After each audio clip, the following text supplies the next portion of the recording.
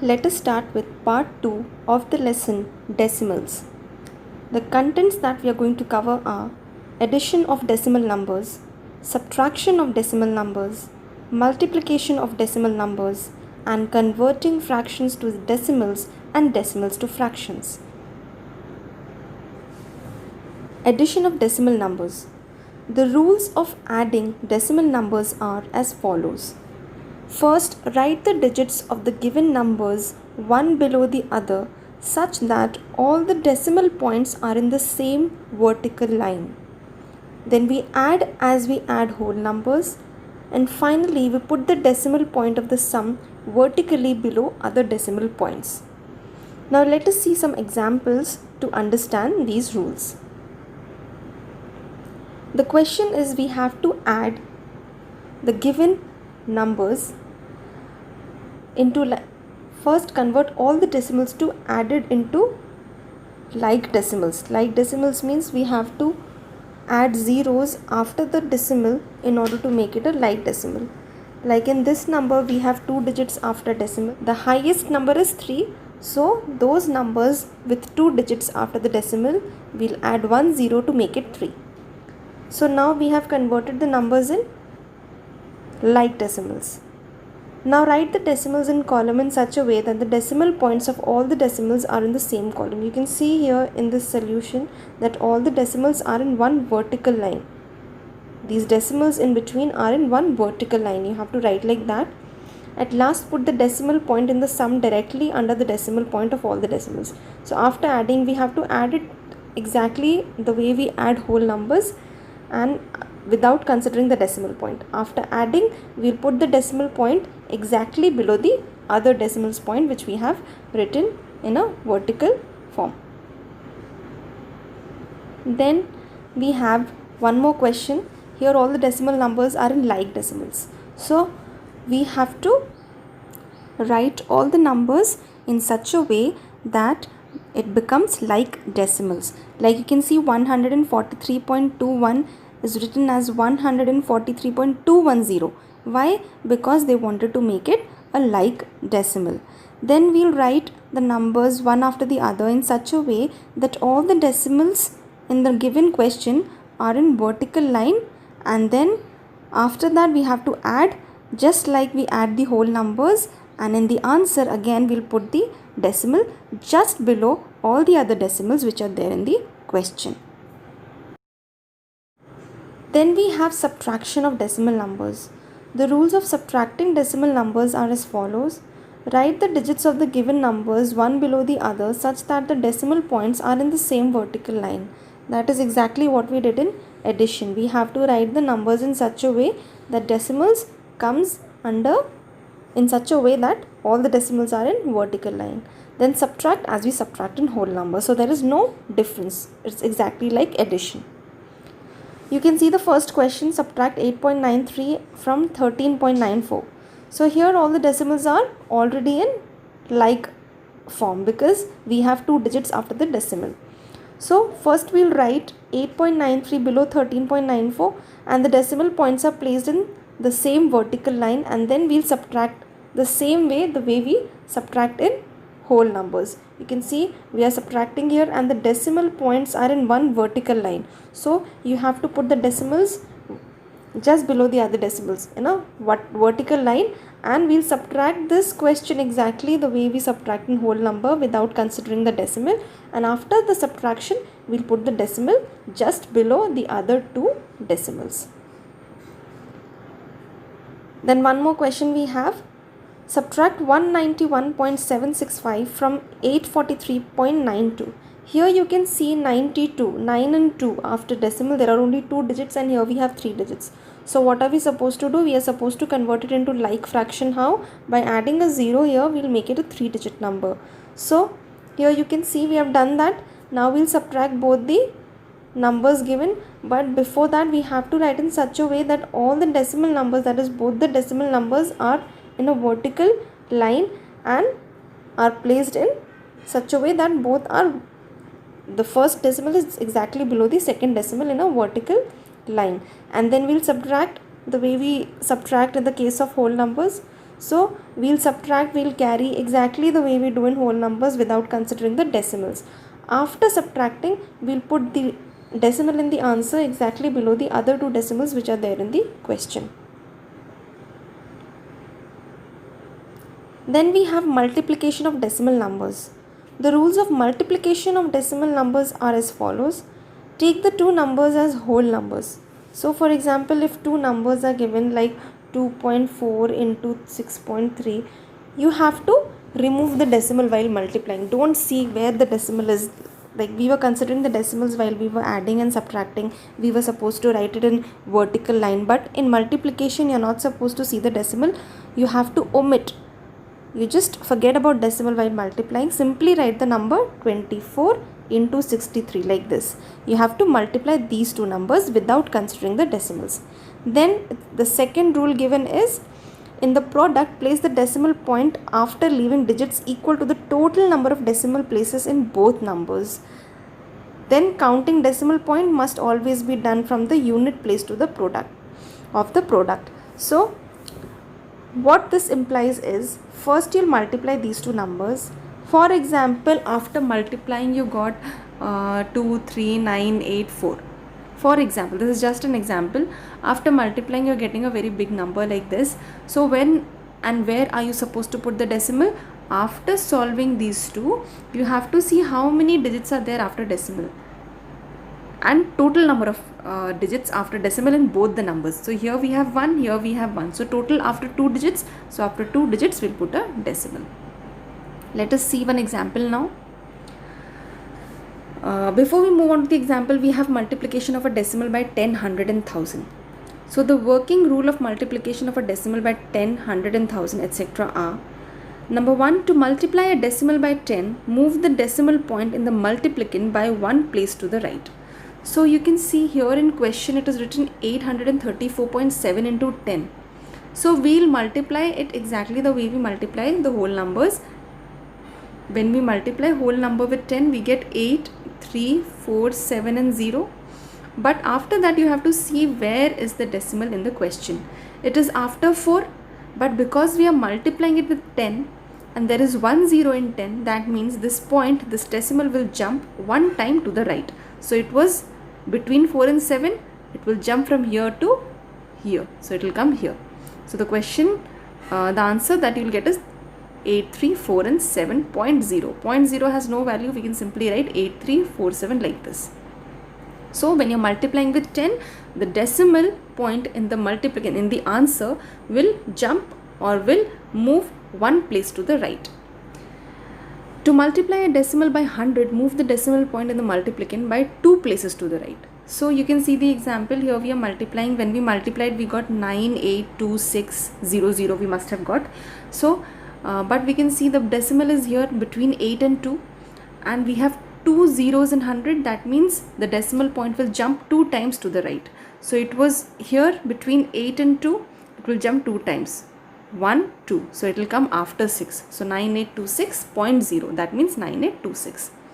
Same way, when we are multiplying a number, a decimal number with 1000, the decimal point will jump 3 times to the right. So when we are multiplying these two numbers, we are getting 7, 9, 3, 4, 1 and 000. When we multiply a whole number with 1000, we get the answer like this. But now we'll see where is the decimal. It is between 3 and 4. And 1000, we have 3 zeros in 1000. So the decimal point will jump 3 times to the right. So it was here 1, 2, 3. The decimal will come here. So your answer is this. You can see here 793410. Multiplication of a decimal fraction by a whole number. So first we'll multiply 43.5 into 4. So as I told you in the rule of multiplication, we are not supposed to see the decimal point while multiplying. We'll simply write it as a whole number. 435 into 4. After multiplying, we'll see how many digits are there after decimal. 4. This 4 has no decimal point, so leave it. And here we have 1 digit after the decimal. So in the answer, we'll put decimal after 1 digit from the right. Then we have 91.32 into 83. Again we'll take it as a whole number. We'll write 9132 into 83. After multiplying, this is the answer that we got. Now we'll see how many digits are after decimals. Here we have no decimals, so leave it. Here we have decimal after 2 digits. So in the answer also we'll put decimal after 2 digits from the right.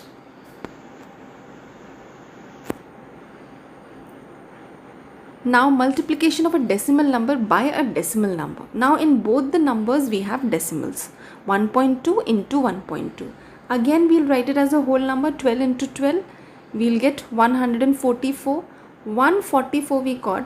But now we have to check how many digits are there after decimal. Here we have 1.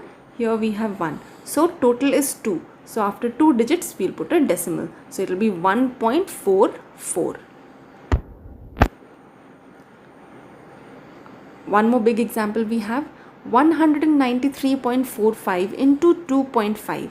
First you'll write it as a whole number, like 19,345 into 25. After multiplying, this is what you got. But now let us count the number of digits after decimal.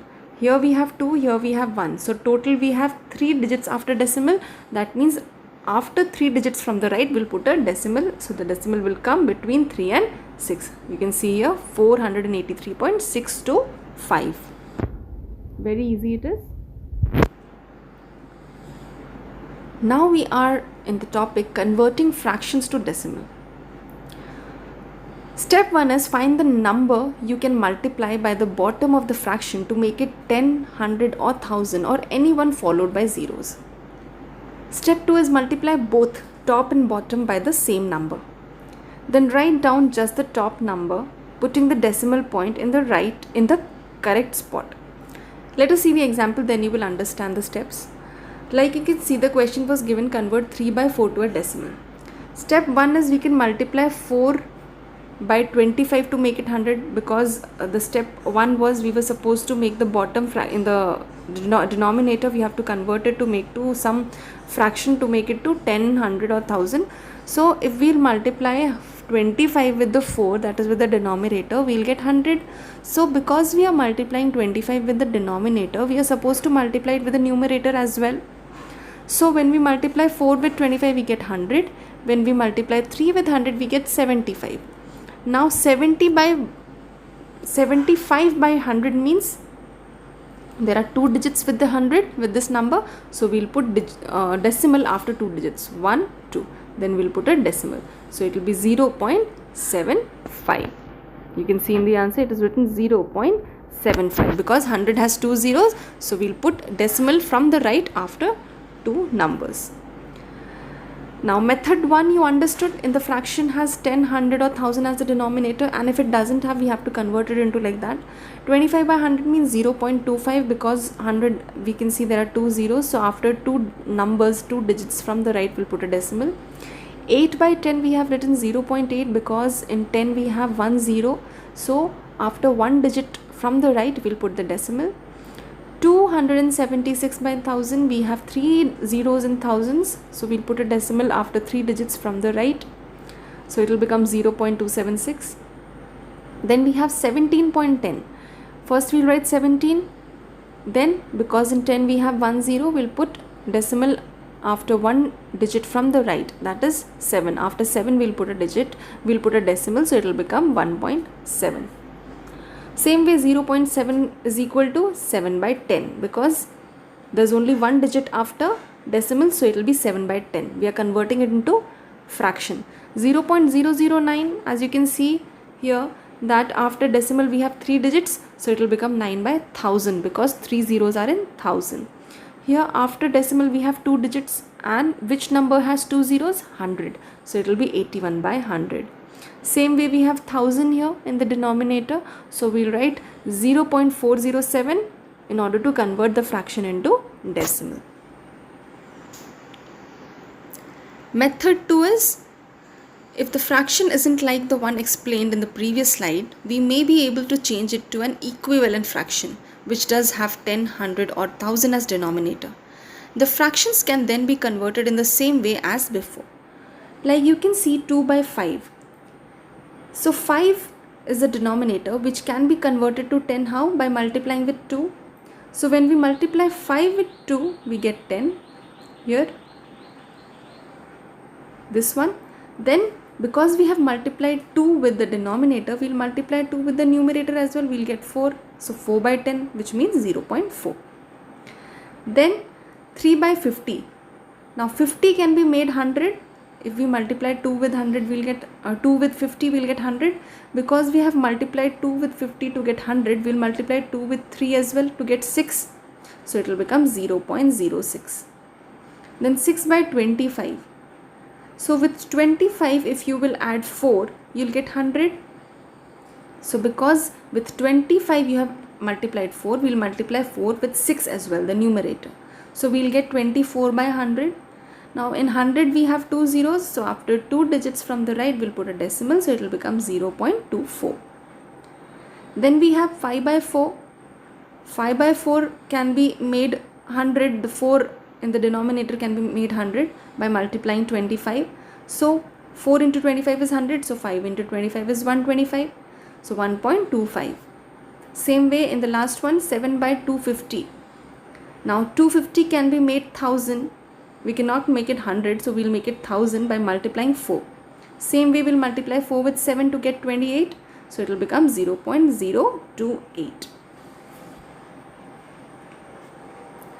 Finally, the task, the homework part. Exercise 5E, question number 1 and 2, odd bits you have to do in notebook and even bits in the practice or rough notebook. And question number 3, 4, 5, 6, 7 and 8 in your notebook. Then exercise 5F, question number 1 and 2 to be done in book and question number 3, 4, 5, 6 to be done in the notebook. Exercise 5G, all the questions to be done in the notebook. Exercise 5H, question number 1, odd bits and question number 2, 3, 4, 5 to be done in notebook. That means even bits in your rough or practice notebook. Then exercise 5I, all the questions to be done in the notebook. These questions are related to the topics which we have discussed today. So try to finish your work.